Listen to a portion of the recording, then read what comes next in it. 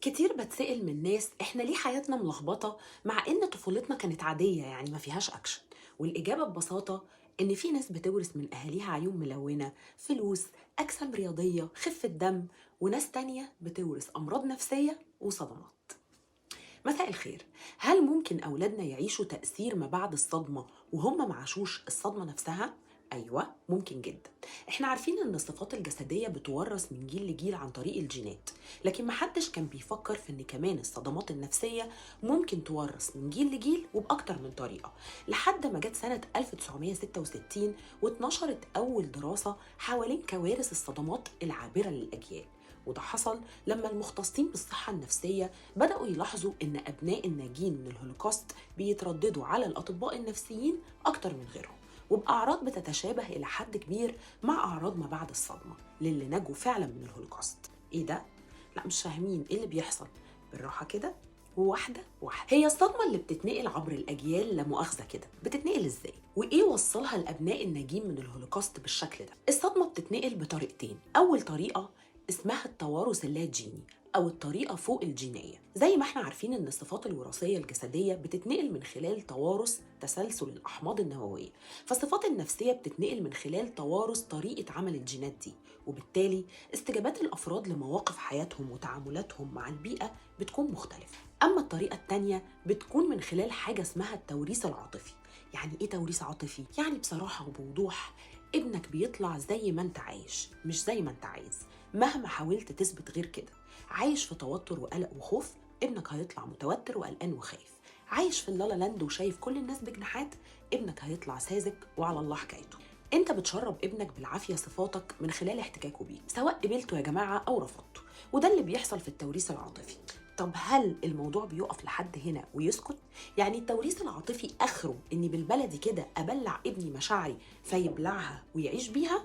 لا طبعا، احنا نقدر نوسع الدايره ونعمل له كمان اساءه كده صغيره يورثها هو للاجيال اللي بعده. النموذج اللي ذكرته في المقدمه وده اللي عرفوه من خلال دراستهم على الاباء الناجين من الكوارث والمتعرضين لصدمات، لما لقوهم اكثر حده واكثر اضطرابا في التعامل مع اطفالهم لدرجه بتصل للعنف، فنعمل اساءه تكرارها يكون صدمه جديده نورثها وتفضل سلسله دوائر الاذى مستمر. امال ايه موضوع ابناء الناجين من الهولوكوست دول بالذات؟ اللي حصل ان اليهود بعد اللي تعرضوا له وقتها من تهجير وحريق واباده جماعيه اصبحوا عايشين في خوف دائم وشعور انهم منبوذين، وان العالم مش مكان امن ليهم، وان محدش بيحبهم. ما ده اللي بنحاول ناكده لك يا فندم بس انت مش مقتنع.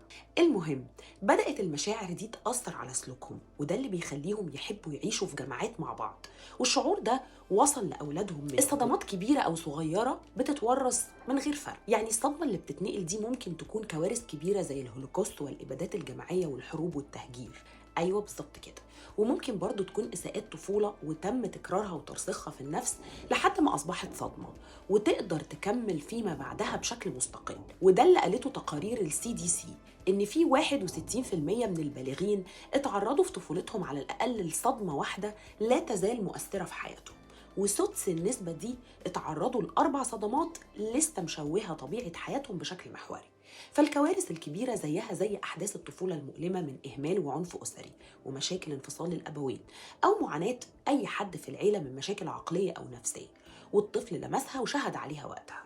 وطبعا مش محتاجين نقول ان الحاله النفسيه لكل من الاب والام بتاثر جدا في الولاد.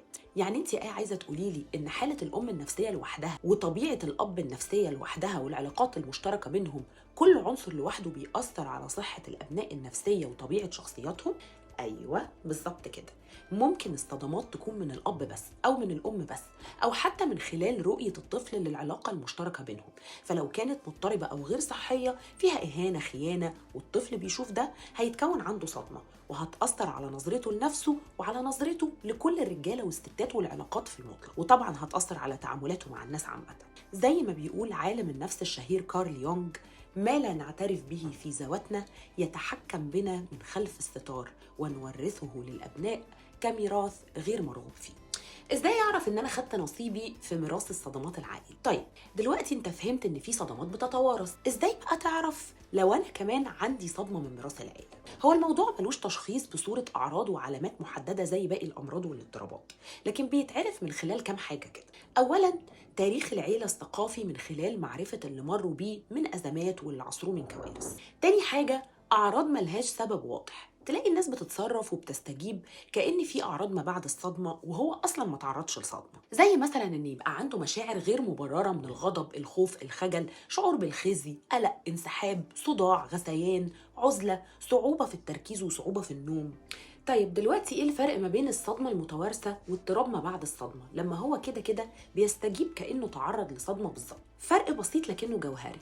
اضطراب ما بعد الصدمة بيزيد على الأعراض اللي احنا ذكرناها دي حاجة اسمها الذكريات الحية، يعني الإنسان اللي تعرض لصدمة حقيقية بتتكرر قدامه المشاهد بتاعة الصدمة وكأنها حقيقة، وبيسترجع الموقف اللي تعرض له قبل كده وكأنه بيعيد معايشته مع كل ذكرى. أما الصدمة المتوارثة فالشخص ما دقش الصدمة بالفعل، لكن طعمها محسوس جواه، فهو مش هيقدر يسترجع المشهد لكن هيفضل لامس الأثر. طيب المفروض اتصرف ازاي لما احس ان انا فعلا عندي صدمه؟ او المفروض اتصرف ازاي مع اولادي لو ورثوا صدمه مني؟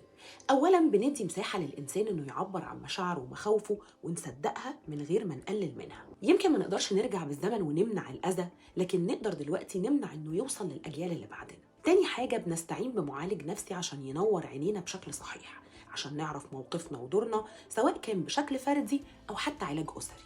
تالت حاجة، بنؤمن إن التعافي ما بيحصلش في الغرف المغلقة زي ما بيقول دكتور عماد رشاد، لكنه محتاج حركة ومحاولات وصبر، ونؤمن إن الحل الوحيد لإنهاء الدايرة دي هو كسرها، ولو بدأ من عندنا هتنتهي دايرة الصدمات كمان عندنا، وهنرحم غيرنا من الدخول في نفس المتاهة والألم. بالبلدي كده روح اتعالج من صدماتك اللي عشتها واللي ورثتها عشان تتزن نفسيا. العلاج النفسي مش بس كلام هيريحك ويرتب لك دماغك، لا ده زي كورس مكثف كده بتقدر تفهم منه بشكل مبسط كل حاجة ليها علاقة بينا وبمشاعرنا وبأفكارنا، فهتقدر تتفاهم مع الولاد وتوجههم وتفيدهم.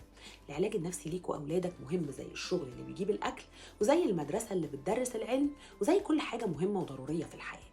عايز تستهون؟ مش مقتنع؟ بكرة لما تشوف ولادك نسخة منك وبيتألموا نفس ألمك حتى من غير ما يعيشوه، هتندم على كل لحظة ضيعتها في حالة إنكار. ولو أهلك يا ضنايا مش فارق لهم حياتهم، أنت فارق لك حياتك وحياة أولادك أكيد. أنا آية شعيب وده موقف السلام، ليلتكم فيها نجوم وضحك كتير.